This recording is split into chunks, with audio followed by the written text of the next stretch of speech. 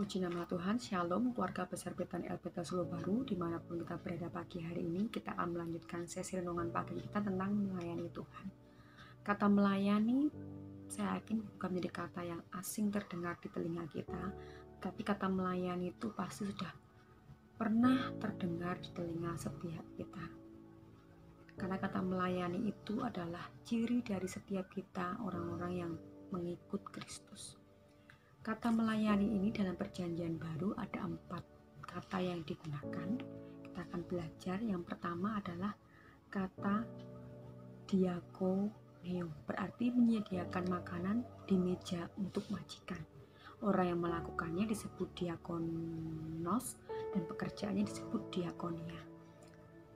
Yesus memberi arti baru dalam diakoneo, yaitu melayani orang yang justru lebih rendah kedudukannya daripada kita. Kata yang kedua yang dipakai adalah douleo, berarti menghamba yang dilakukan oleh seorang doulos atau budak atau hamba. Paulus menggunakan kata ini untuk menggambarkan bahwa kita yang semula adalah hamba kuasa jahat dimerdekakan dan dibebaskan oleh Kristus untuk menjadi hamba Kristus. Dalam kondisi ini, Yesus walaupun mempunyai rupa Allah, namun ia telah mengosongkan dirinya untuk mengambil rupa seorang hamba atau doulos. Kata yang ketiga dipakai leitougeo, berarti bekerja untuk kepentingan rakyat atau kepentingan umum sebagai lawan dari bekerja untuk kepentingan diri sendiri. Ini berarti setiap kita menjadi murid Kristus. Kata yang keempat yang dipakai adalah latreuo, bekerja untuk mendapatkan upah atau hasil atau gaji. Latreuo ini berarti kita mempersembahkan tubuh kita kepada Tuhan untuk persembahan yang pantas dan berkenan.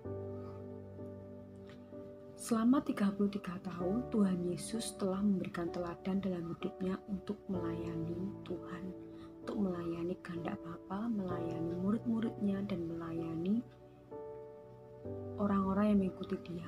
Bahkan dia melayani dirinya sendiri untuk menjadi penggenap kehendak Bapa atas dirinya. Apa dasar kita melayani Tuhan? Dasar kita melayani adalah karena Yesus Tuhan telah melayani kita terlebih dahulu. Tujuan hidup Tuhan Yesus bukan mendapatkan pelayanan tetapi melayani. Alkitab tidak menggambarkan Yesus sebagai Tuhan yang berjaya dan berkuasa, tetapi Alkitab mencatat bahwa Tuhan kita adalah Tuhan yang melayani dan menghamba. Yesus adalah diakonos, pelayan, bahkan dia adalah doulos, seorang hamba. Jiwa Kristus adalah jiwa yang melayani dan menghamba. Itulah jiwa Kristiani yang harus kita miliki sebagai pengikut Kristus. Orang yang menjadi murid Kristus adalah orang yang rela melayani dan menghamba. Seperti yang kita ketahui bahwa dalam melayani itu mengandung namanya resiko. Dalam melayani Tuhan itu mengandung yang namanya tantangan, rintangan, ketidaknyamanan, ketidakenaan hati mungkin juga bisa terjadi ketika kita melayani Tuhan. Melayani ini bukan berarti kita tidak terhindar dengan masalah, tapi justru dalam kita melayani Tuhan, Tuhan sanggup mengoreksi hati kita, Tuhan sanggup menilai hati kita. Sebab itu kita harus tahu bahwa dasar melayani kita tuh hanya berfokus kepada Tuhan, berfokus pada Tuhan yang memilih dan memanggil kita sebagai pelayan Tuhan. Melayani di sini bukan sekedar kita bersibuk sana sini, bukan pula sekedar kita memberi ini itu, tapi melayani itu adalah mengosongkan diri kita, menempatkan diri kita di bawah kepentingan Tuhan dan kepentingan orang lain. Apakah kita mampu menempatkan kepentingan kita di bawah kepentingan Tuhan dan kepentingan orang lain? Apakah kita mampu melayani ketika keadaan tidak enak? Apakah kita mampu melayani ketika masalah ada dalam hidup kita? Apakah kita mampu melayani ketika kesulitan itu ada di dalam kehidupan kita. Ini sungguh bertolak belakang dengan jalan hidup yang lazim yang kita jalani, karena kita mau mengutamakan kepentingan orang lain. Kita mau mengutamakan melayani orang lain terlebih dahulu dibanding kepentingan diri kita sendiri. Mengikut Kristus adalah berjalan melawan arus, yaitu kita menjadi pelayan Tuhan. Firman Tuhan dikatakan, siapa yang mau menjadi terbesar, kita harus menjadi pelayan Tuhan.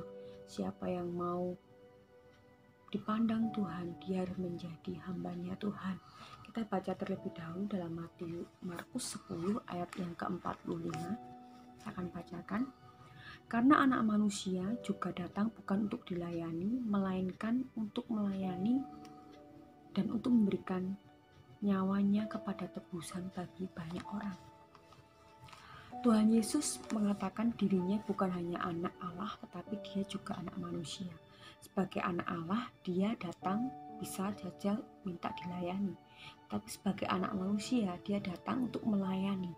Bahkan dia memberikan nyawanya untuk tebusan bagi orang-orang yang mengikut dia. Bahkan bagi seluruh dunia menerima keselamatan yang Tuhan berikan.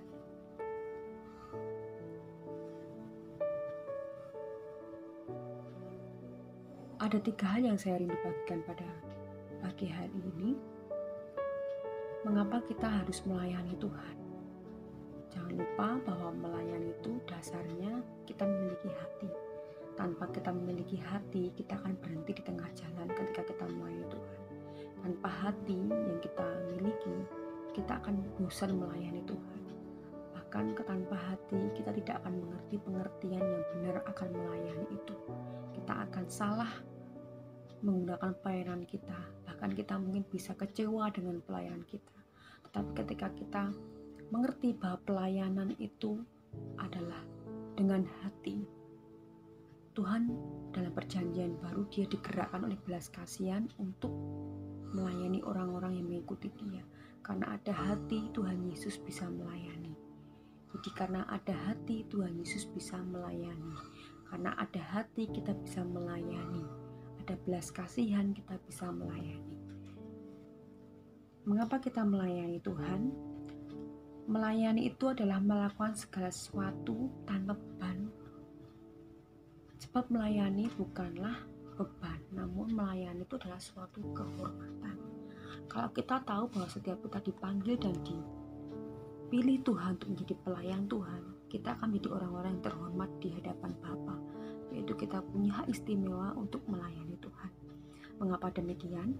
Jika kita memahami bahwa kita dipanggil untuk melayani Tuhan, maka segala sesuatu yang kita kerjakan, kita akan lakukan dengan sungguh-sungguh, tanpa mengeluh, bahkan tanpa kita mengharap ada imbalan. Yesus memberikan teladan bagi kita bahwa dia datang untuk melayani, bukan dilayani. Matius 20 ayat yang ke-28.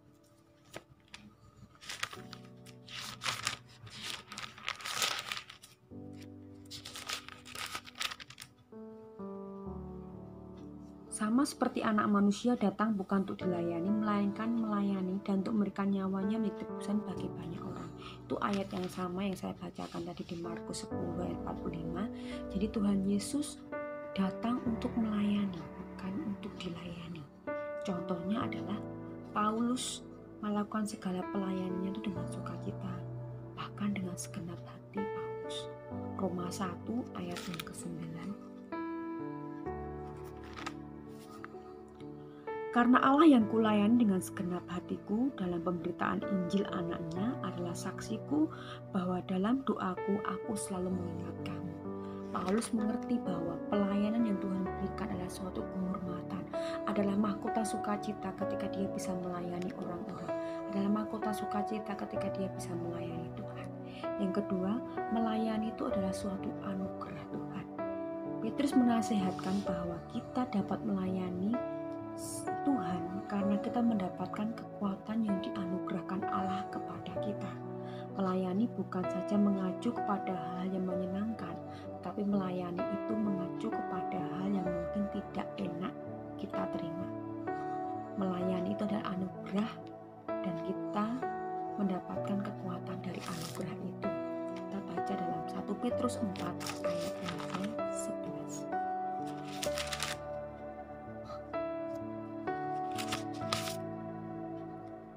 Jika ada orang yang berbicara, baiklah ia berbicara sebagai orang yang menyampaikan firman Allah.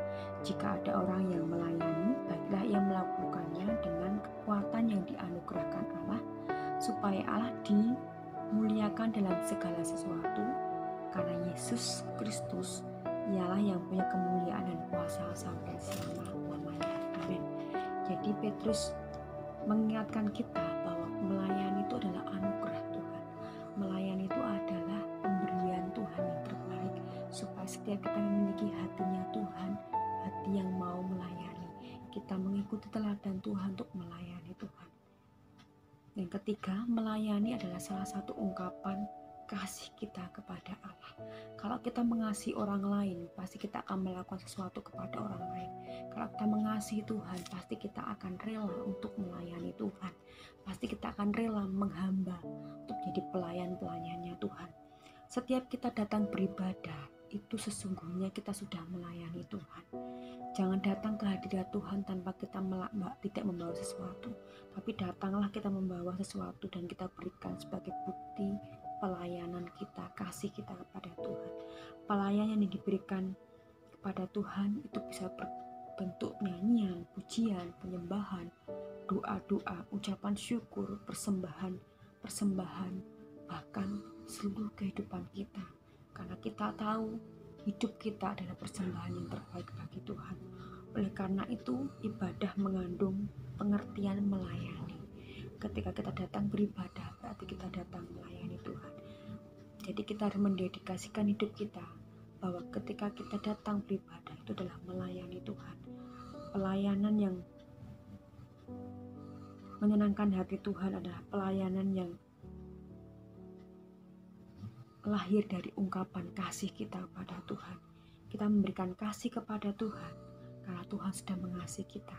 Seperti dalam 1 Yohanes 4 ayat 19, kita mengasihi karena Allah lebih dahulu mengasihi kita. Kita mau melayani karena Allah sudah melayani terlebih dahulu di dalam kehidupan kita. Biarlah kita menjadi orang-orang yang mau melayani Tuhan, mau menjadi orang-orang yang mau melayani sesama kita. Dibutuhkan orang-orang yang memiliki hatinya Tuhan, yang mau melayani Tuhan. Dibutuhkan orang-orang yang memiliki hati belas kasihan untuk mau menjadi pelayan Tuhan. Sehingga apapun kondisi kita mau terus tetap melayani Tuhan. Sampai akhir hidup kita mau terus melayani Tuhan. Karena itu yang menjadi kerinduan Tuhan di dalam setiap kehidupan kita. Di nama Tuhan, biarlah kita boleh merenungkan renungan pagi kita untuk menjadi pelayan Tuhan yang memiliki hatinya Tuhan, sehingga kita menjadi orang-orang yang terhormat di hadapan Bapa, karena kita mau menjadi hamba, kita mau menjadi seorang dolos, menjadi orang yang mau mempersembahkan hidupnya bagi kemuliaan nama Tuhan, karena setiap kita tahu kita sudah dilayani oleh Tuhan. Ya, kita boleh melayani Tuhan, kita boleh melayani sesama kita sampai akhir hidup kita. Puji nama Tuhan Yesus memberkati kita semua. Amin.